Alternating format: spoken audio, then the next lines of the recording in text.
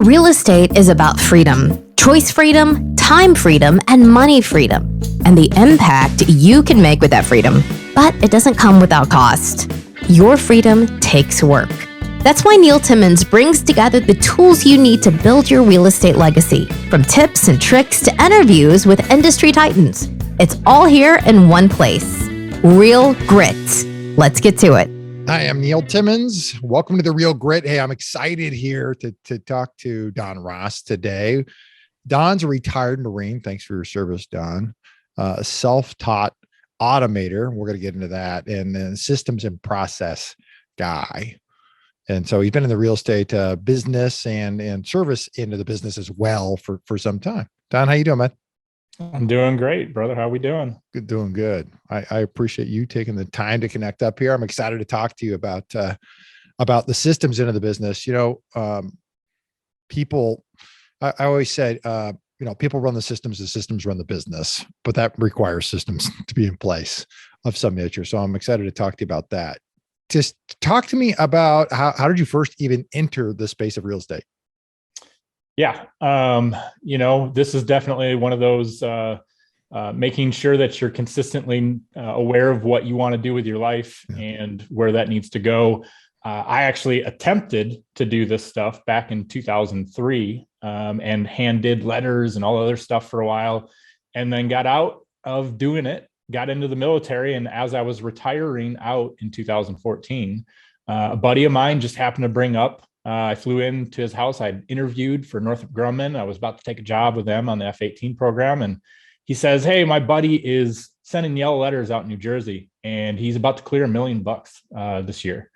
And it just sparked. And it was like one of those things that was like, I know exactly what he's doing. I did that for a while. I didn't have anything come of it back then, but if he's doing it, it must work. Right. And I started doing it again, but I lived in SoCal at the time. And I knew Wisconsin because I grew up there. So I felt more comfortable doing the stuff in Wisconsin. I started doing letters, postcards, things of that nature. And when I started doing it, calls started coming in. I was taking calls on my breaks and things like that, and started doing it back in 2014. So, that was the starting point for me, is actually doing deals with 2014. Yeah. And then buying deals over the phone. You were virtual in 2014. Yeah. So the first one that I did was a remote lease option. That was my first one. Back in the day, I was interested in Podio, and we'll talk more on that. Yep. But Podio Joe McCall was lease options back in the day. And I learned enough to be dangerous. And I did my first lease option, and my tenant buyer was a cop. So definitely don't screw it up. I was a little nervous about that. Yeah. But we did it. I think it was like $5,000, somewhere around there. Yeah. And that was the only lease option I did. So after that, I did nothing but wholesaling. And I wound up actually with a business partner, and she was doing the walkthroughs and actual appointments. I was basically the appointment setter and doing the marketing and things of that nature. Yeah. It's interesting though, that you're, let's call it, 6-7 years ahead of the curve, because ever since the pandemic, the people were talking about being virtual pre-pandemic, but just coming up to it, and then a dramatic shift since then. So kind of interesting. You were doing it way before it was, commonplace, but largely commonplace. When you're left with no choice, and that's what you're comfortable with, is that market. Yep. I think I had the advantage of, I wasn't necessarily trying to go into a virtual market that I'd never lived in. Yeah. I was marketing to areas that I knew. So if the seller brought up a certain thing or talked about an area, I was like, yeah, I know that monument. I know this. It was easy to make those discussions, build that rapport. Right. Yeah. Yeah. All right. So bring me through that. What year did you end up with a partner? 2015. So 15, the next year. Yep. Yeah. How did you even meet your partner? Facebook group. So Facebook group, one of the ones that is one of the larger ones. I was posting my deals that I had, and she just brought up, "Hey, I'm in that market. We should talk." And we got on the phone, talked. And to this day, we are business partners in some other stuff. She now runs the wholesaling company and flipping company, and we had a brokerage together, and she runs that. But software side, we've got some stuff together. and great person. And, with my, I guess, style of doing things in your face type military stuff, she's retired or prior FBI. So it was a good combination. We understood each other. We could be very blunt to each other and not get our feelings hurt. Yeah, that's interesting. Boy, it's fun to hear the stories about how people get connected, and then when they stick. Past your communication styles and your work styles, what do you think about it is about the two of you that we're coming up on 7 years at this point, going to 22, that makes it work? For her and I, it is not only do we have the interest in real estate and things surrounding it, services surrounding it, but it's also, on a personal level, she helped me buy my house. I never saw my house. Her and one of our realtors that worked for us and my dad walked my property that we bought, that our personal residence.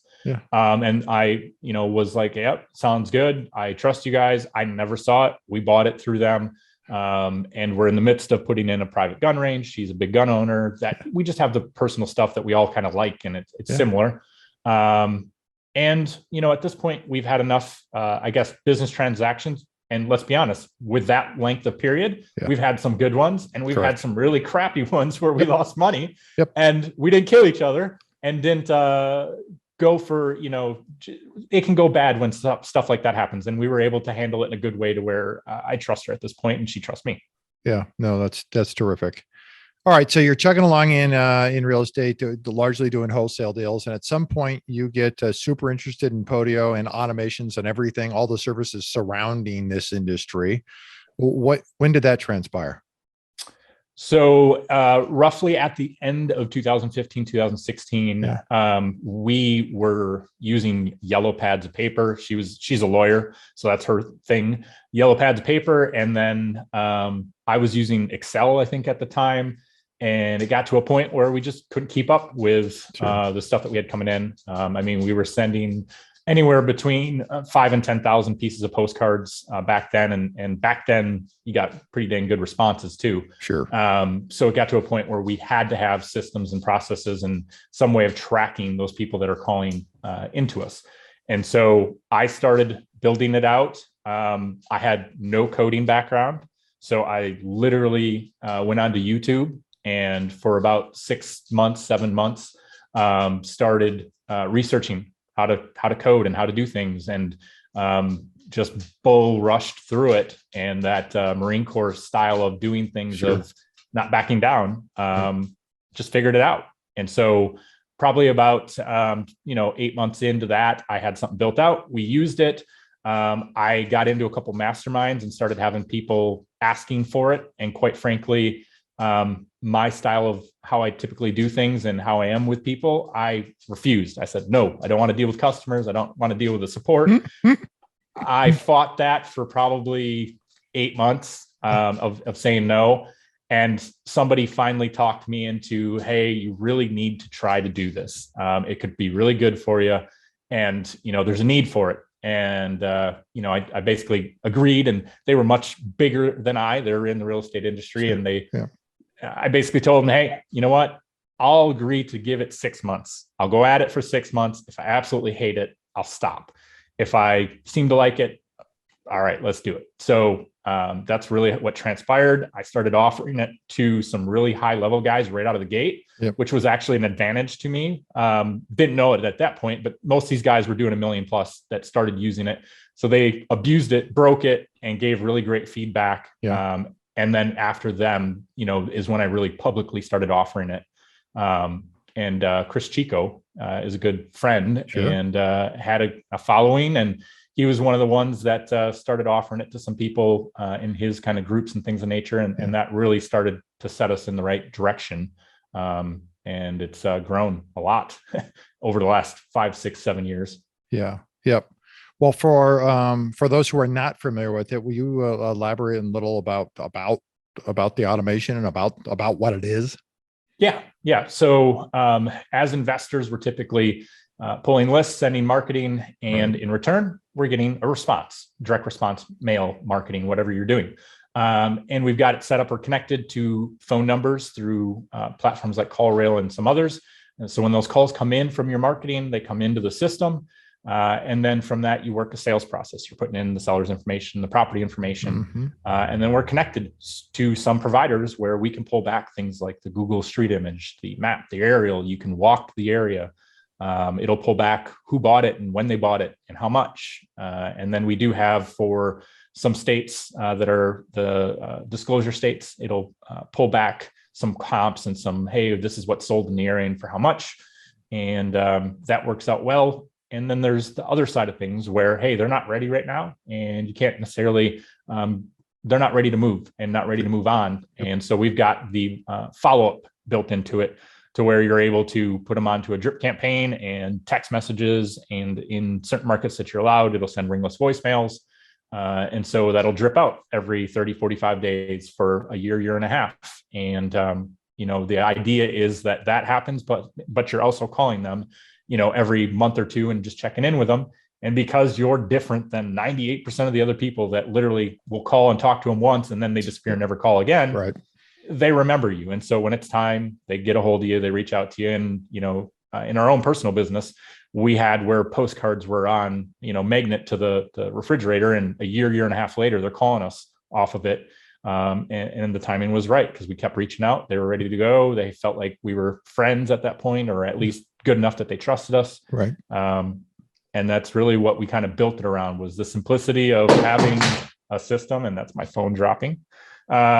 Simplicity of having a system that you could use and basically put them into a sales process, work it, have your team know exactly how to work that sales process. And then when they're ready, make that transaction happen, and make it seamless.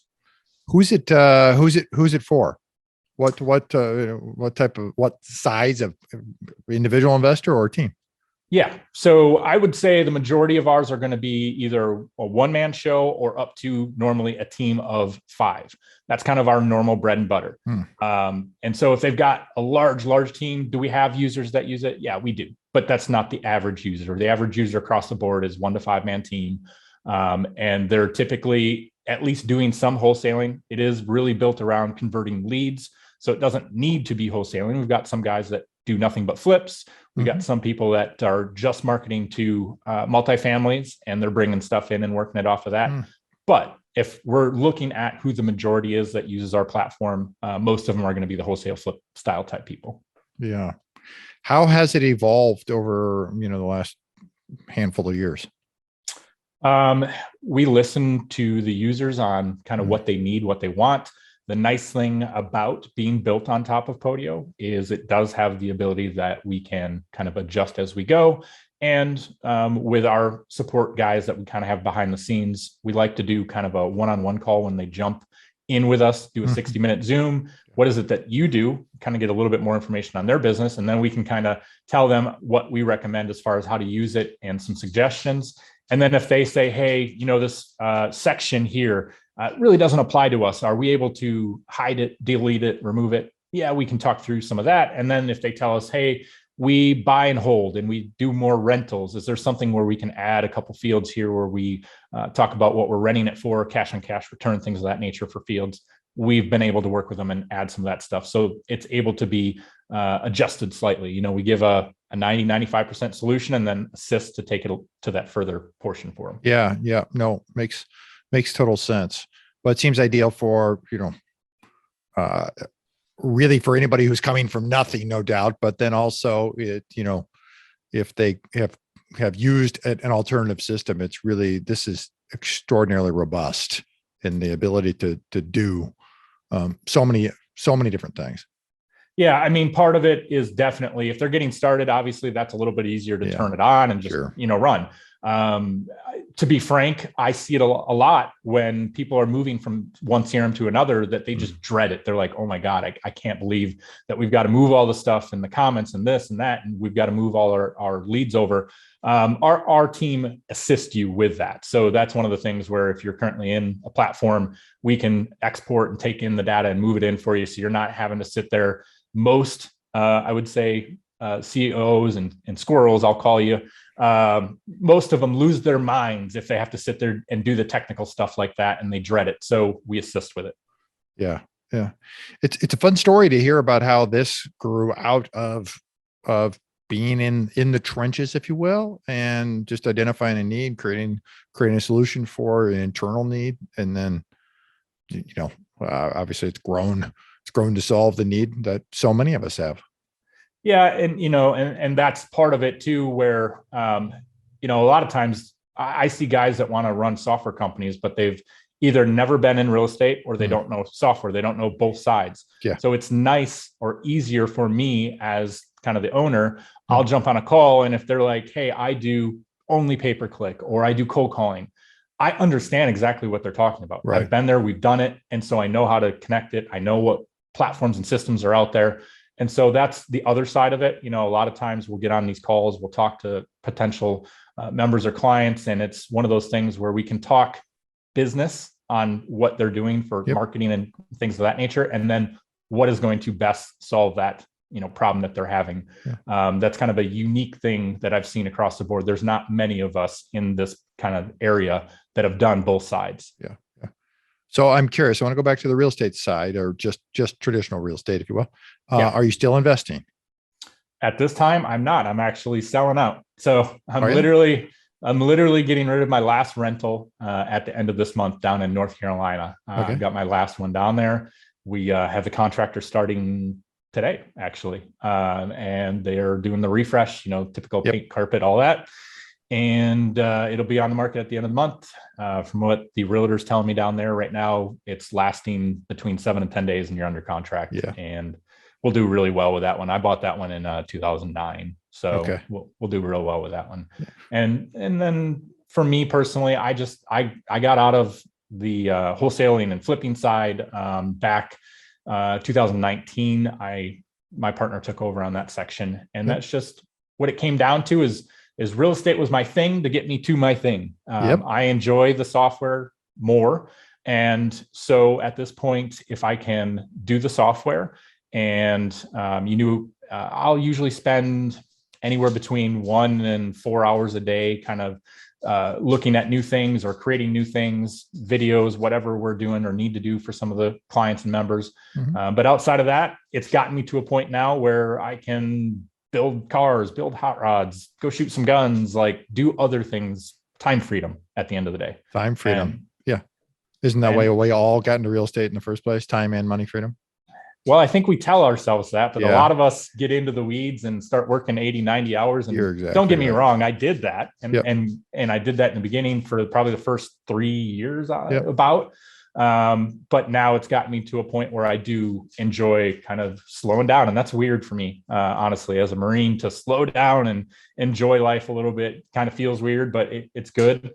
My kids, when they're off in the summer, we typically like to do a lot of things, and it's allowed me to be able to actually go out and enjoy their soccer games and basketball and be there and be present. And that's been huge for me at this point. So how were you able to successfully make that transition? Because you're right. There are so many of us's out there in this industry who get in to chase all those things, the time and money freedom, and they actually get to the money freedom, but they find themselves either locked into a business from a time standpoint, either out of what they've created or out of sheer desire to still be in it. How did you get to that point where you're going, I can now have both, and I'm going to take advantage of both? Unfortunately, I have, the way I got to it is the way that some of us get to it. And it's not always a great way, but it's life. I went through a divorce in 2015, 16, because I was working 80, 90 hours. And when you're not present and you've got kids and things of that nature, it's a rude awakening. So I worked towards, hey, this is what I want and love. And, some of the masterminds that I was in, guys were in there that had gotten to that point. And I knew what I had right at that point, I had the money coming in, but I didn't have the time freedom. And I saw what they had. And I was like, okay, that makes a whole lot more sense. Like, I need to figure out how to get there. And the systems and processes and software allowed me to get there and still have some revenue coming in. I'm retired military, so I have some of that. And obviously the real estate side of things with the rentals and stuff, that helped too. But it was one of those things that I had to sit down and really write it out. And I was never a journaler and all that stuff growing up. But I am huge at this point in using that type of stuff. And so I have like an app that I use called Goals Wizard. It's on my phone. It literally in the morning, it's got a morning routine. You check in. What are the 3 to 5 things that you want to get done today? It's got a section for reading and doing affirmations and some of that stuff in the morning if you want to do that stuff. And then I get through my 3 to 5 things. And if I can get through those, I'm good. Like I said, that was what's going to move the line. And if I do that each day, I get much closer to my goals that I have, every 90 days for me. But I try to split my goals up actually to 30 days because it seems like for me personally, if I put a 90-day goal, all of a sudden I get the day like 80 and I'm like, oh crap, like I haven't done all this stuff. So I chop it up smaller, but that's tremendously helped me. And then part of that is every night I have to check in and say, did I get that stuff done? If I didn't, what happened? And can I fix it to where it doesn't happen again? Yeah. And that just has helped tremendously with me getting where I wanted to be and being very clear on what I'm trying to get to. And I do the vision board. So I print off photos and put it up on a trifold and I put it up on the wall. And this is where I'm trying to get to.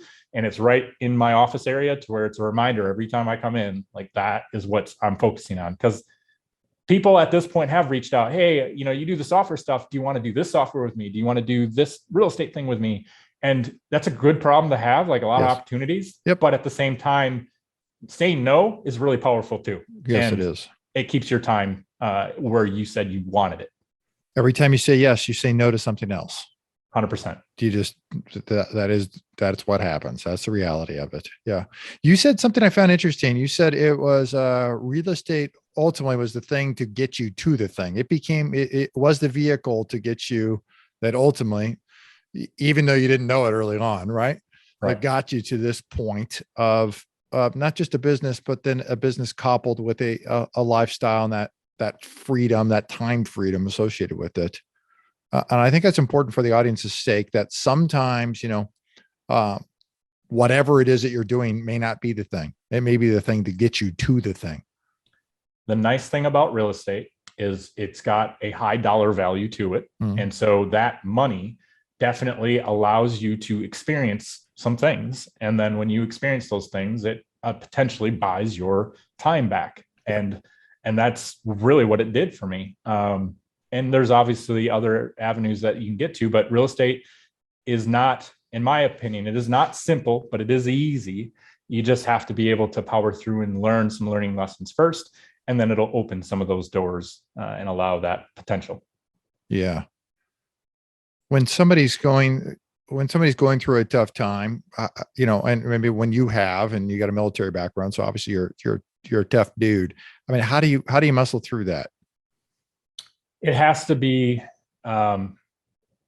you partly are in love with what you're trying to do so much so that you're willing to do things people should not do and typically would not do. Part of it is, I make fun of it in a little bit. You have to almost be slightly insane as a business owner and love it so much that you're willing to do things that make no monetary sense. And sometimes on a time level, make no sense. When I first started doing the Podio stuff, I took on clients and some big name clients to build custom Podios. And I built them out for stupid cheap. Now looking back, I mean, they got great value on what they spent money-wise.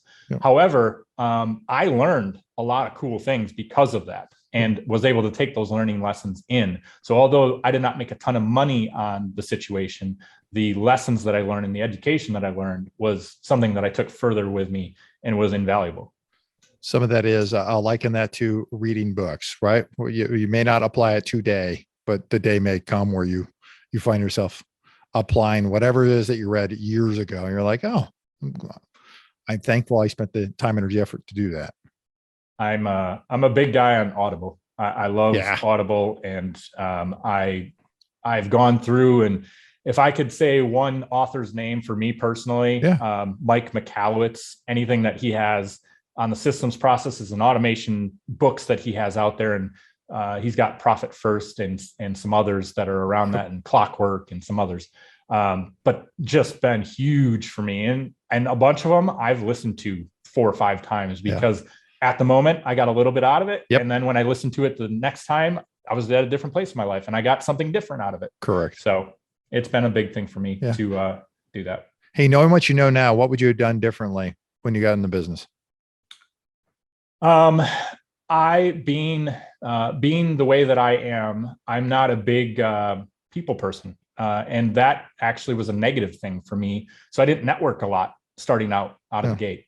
I think networking can be a huge thing, and you start to find people that can connect dots and people that, hey, they've got something that I could learn from, and maybe I've got something they could learn from. I do better at that now, but it definitely slowed my growth in the beginning because that wasn't my way of doing things. When you say networking, what did that look like to you? For me, back then, what would have made sense, where I was at in Orange County and LA area in California, they've got monster RIAs for real estate. And I could have learned a ton of things from people and learning lessons from people out there. And just in general, I was in masterminds, but to be frank, I wasn't going to a bunch of the meetings. I would go to one every 6 months, one every year. I should have put more value into it because now I do. And I'm more present, especially with the Zoom stuff and the virtual ability. It's a lot easier to be present to it. And I get a lot out of that. Because if you just kind of sit back, at this point, if I just sit back and say, well, I quote unquote know a lot, or you try to play that I know everything and nobody knows everything. Yeah, right.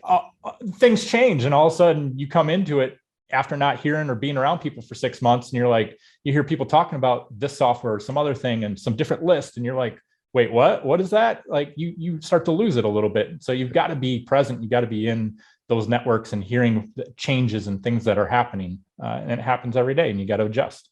Yeah. Let's do this. I want to move on. Tell me, where 2022, where are you headed? So for us, it's really about the software side of things, and we're going to be adjusting some things on Beast Mode to do some more follow-up stuff, because that's the big thing for our users right now. And then we plan on doing some Google Chrome extensions. That's my next kind of cool thing that I like doing. So I see some needs out there for the real estate in general, and we're building some stuff out. So that's going to kind of be the focus for that. Yeah, that's very cool. Let's move on to our final segment, what I call for impact. Your favorite quote is, I'm going to grab it here. Success occurs when opportunity meets preparation. Zig Ziglar said it. Why is that important to you? I think part of my background in the military, and we talk about planning. And so if you don't plan and you just go in blind, you can't necessarily expect a great outcome. Winging it works for some, but it's a crapshoot for me, and it doesn't work out well for me typically. So I like to go with the end in mind. What is the problem we're trying to solve? What does that look like? Break down some bullet points, and then how do we figure out a solution to that, and then go from there. But without that planning, it just winds up being a squirrel moment, and you're like down different rabbit holes, right? And all of a sudden you look up and you didn't solve the problem, and it's 4 months later. Correct. Yeah. What do you think holds most investors back from hitting their next level? Shiny objects. I think everybody and their brother and sister has the next best list, the next best cold calling platform, texting platform, and they're changing or trying a new one every 6 months just because they heard that this new thing is such a great thing. And they have, hopefully they have the KPIs where what they have right now is providing 4 to maybe 6x return. Why are you messing with it? Like, leave it alone. And sometimes as an owner, we are our own worst enemy, and or creating fires in our business for no reason. It's working, leave it alone. If you want to cross test and open up that platform while still using the current platform, do that for sure. Try it out. If both are going at the same time and you can do that with your team and you can see that the new one works better, great. Move after you've proven that theory. But the problem is a lot will just shut the one off to the next one. And now you've just created all kinds of crazy new systems, new processes, and your team is having to figure it out again. It's crazy. Yeah. If you had a landing page, if you wanted to do something, you just wouldn't change and go down a totally different path. You would split test it, right? 100%. You do an A, B, you've got one that's the standard, and it's got to beat the standard in order for a new standard to come into place, but you don't 100%. Abandon what's working. Yeah. And that's, when I guess for the new people starting out, that's one of the things that when I get asked, I tell them typically pick one marketing channel. Right. And if you're wanting, for whatever reason, if you have the money to be able to do more than one, absolutely do not do more than two, is my suggestion to them. Do those, figure those out. Once you figure those out, then you can move on to the next one that you want to do, but do them concurrently, adding them. Don't just shut one off onto the next type of thing. Yeah. Outside of real estate, what are you passionate about? I'm a car guy. My dad had a classic car street rod shop growing up. Right. And so that's ingrained in me. I've got 3 or 4 hot rods, and we've done Route 66 together a couple years ago, all the way from Wisconsin to Cali. And so that's my kind of big thing. In the summers, every weekend, usually I'm at a car show or cruise or something. Cool. Yeah. What's your favorite way to make an impact in your community? At this point, between the community and or even my team, it's really giving back to them. Last year was the first year that it kind of hit me. It was like, I've hit a lot of my goals. And last year we bought our forever home and all that stuff. And that's great, but there has to be a point where it was like, okay, but now what? And they've helped me build this business. What about them? So we sat down and said, hey, if you want to start a business or you want to do something this year, what does that look like for you? And some of them, it was, they wanted to have their brother get into medical school and he needed a test to take. And I was like, okay, what does that test take? It's a couple $100. And I'm like, okay, so if we work together for some type of bonus of some sorts for you to where you could pay for that for your brother, what does that look like? And he was able to do that. And his brother's now in medical school actually this year. Cool. And so I've done a couple things like that with some of our support team members. And that's kind of, at this point, that's fun. And it's enjoyable to watch them kind of get their next goals. Tremendous ability to make an impact in that team. Yeah. Hey, for folks who want to follow you, they want to learn more about the software, where can they do that? So Facebook, we got Donald Ross on there. I'm on the Instagram. My old soul is trying to figure out TikTok. We're on there, but I'm not figuring it out yet. And then I think we're going to have a website we'll put up for the CRM that they can go to. And then that'll get them 50% off the first month. But they always can reach out. I actually do check the PMs and DMs and whatever you want to call them and respond to them. But my old soul in technology, it's funny because I run the software company, but the social media, it kills me. My fiance actually runs the social media for us behind the scenes and post all the images and all that stuff. That's not me.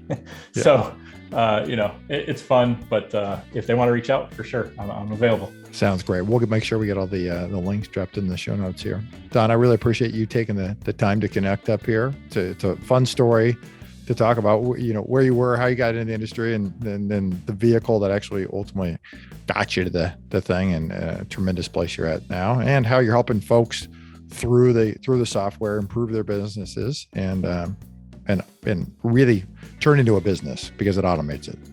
Yeah, absolutely. I appreciate your time as well. You bet. Hey, thanks a ton. Hey, for everybody here at Real Grit, I'm Neil Timmins, reminding you that real estate requires real grit. I'll see you next time. If you like our content and want more, you can access it at realgritpodcast.com. You hear it guest after guest. Instinctively, you already know it, but let me call it out. The most expensive action is inaction. The real estate market is full of opportunities. You just need to uncover them. You can build a business that lasts for years, makes monumental impact in the lives of those that you love. It's not just about business, but about the freedom you get because of it. Have you ever heard the saying, if you want to go fast, go alone. If you want to go far, go together. I believe that partnering is essential. In fact, I partner with hardworking investors all the time. The point is that you can get a lot further with the right partner. Let me say it again, the right partner. If you've ever thought about partnering with anyone, or if you have a partner now, I encourage you to download my free Partner and Profit Guide, which includes the top 5 must-answer questions to evaluate a profitable partnership. You can find it at www.legacyimpactpartners.com. I'll see you in the next episode.